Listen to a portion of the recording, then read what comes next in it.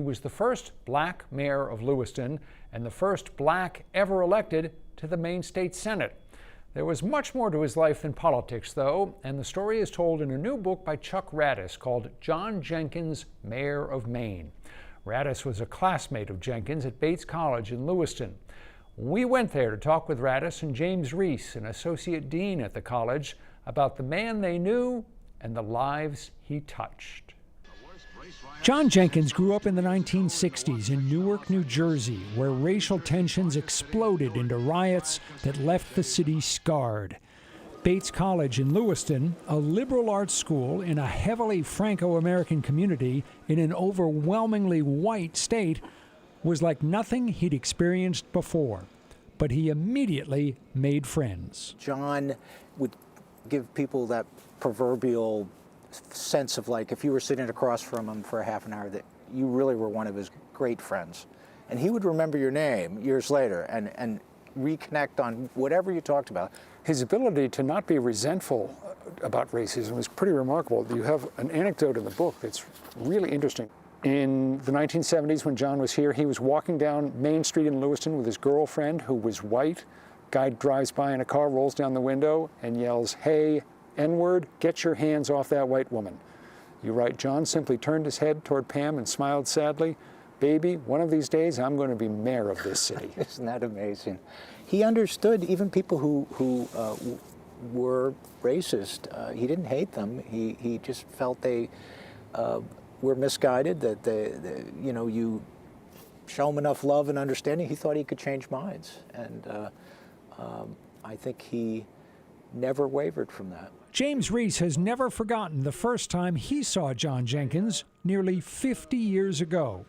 Reese, who played basketball for Middlebury College, was warming up with his team in the Bates gym minutes before the start of the game. And then they put on some interesting warm-up music. And now I'm going to sing for you, Rob. Okay, let it rip. Yes. Oh, oh, oh. My daughter would be embarrassed about that, but anyway. And that was the introduction to Kung Fu fighting.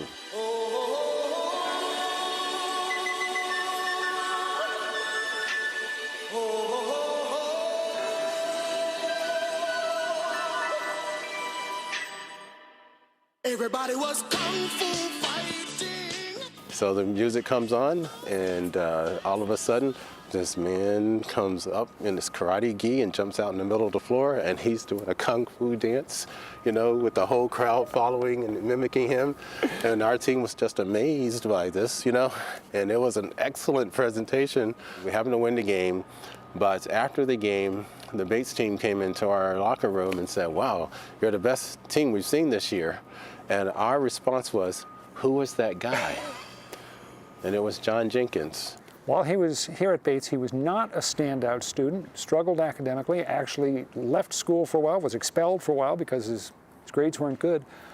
But when graduation day rolled around and his name was called to receive his diploma, what happened? Oh my gosh, it was like a rock star was getting the degree, and standing ovation, and John just soaked it up. At Bates, Jenkins became increasingly devoted to martial arts. He acquired a karate studio and rose to the top of the sport, eventually becoming a world champion. In Lewiston, he was a celebrity, especially popular with the city's Franco-Americans. It never ceased to surprise me, some of the people John was great friends with. He was lifelong friends with the maintenance people here at Bates. Learned how to play the guitar from a man who was a night watchman. Given his personality and the way he connected with people, it wasn't a great surprise when in 1992 he ran for mayor of Lewiston. He won by an overwhelming margin, 3-1 margin, I believe, right, and became mayor. What kind of a mayor was he? He was a very engaged mayor. He loved ceremony, but at the same time, I think he really loved being a symbol of optimism and progress for the city. Jenkins served 2 terms as mayor of Lewiston, 1 term in the state Senate, 2 terms as mayor of Auburn. He wasn't even on the ballot for his 2nd term in Auburn, but he won easily as a write-in candidate. When John died of cancer in 2020, some of his friends partnered with Bates to create a scholarship in his memory and to celebrate his life. If I meet a Bates grad and I have an inkling that they might have known John, I said, "Do you know John Jenkins?" And the name is always yes. "Do you have a story?" They always have a story. It's a powerful story, whatever the examples are. As a black man who came to Maine in the 1970s, John Jenkins, through his warmth and energy, built bridges with people who, outwardly at least, had little in common with him. It's fitting that a span crossing the Androscoggin River between Lewiston and Auburn is now called the John T. Jenkins Memorial Bridge. What do you hope people will take away from the book? I hope it makes them smile in many ways, and I hope that they take away some hope and expectation that Maine is going to be becoming more heterogeneous, and I think John was a trailblazer with that. What do you think John would make of the book? He would have said, it should have been longer, thicker and longer, more stories. So. Just in case there's any confusion, the video of kung fu fighting that you just saw was not John Jenkins' performance at Bates. What you saw was the original music video for the song. Again, the name of Chuck Radis's new book is John Jenkins, Mayor of Maine. All of Radis's proceeds from the book are being donated to the John Jenkins Scholarship Fund at Bates College. You can find out more about it in the 207 section of our New Center Maine website or app. Again, just head to newcentermaine.com.